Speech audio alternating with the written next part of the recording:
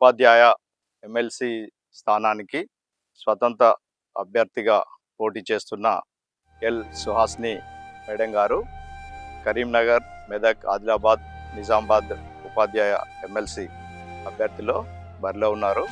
వారు ఇంతకుముందు గోదావరిఖని జూనియర్ బాలికల జూనియర్ కళాశాలలకు ఎంతో మెరుగైనటువంటి సేవలు అందించారు. వీరి హయాంలో ఆదర్శ కళాశాలగా తీర్చిదిద్దడం జరిగింది.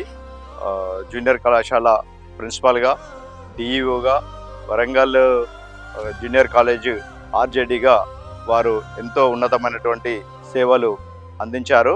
అలాగే వీరి యొక్క హయాంలో వీరి సేవలు అందించినందుకు రాష్ట్ర ప్రభుత్వము ఉత్తమ అవార్డు ప్రిన్సిపల్గా వారు తీసుకోవడం జరిగింది.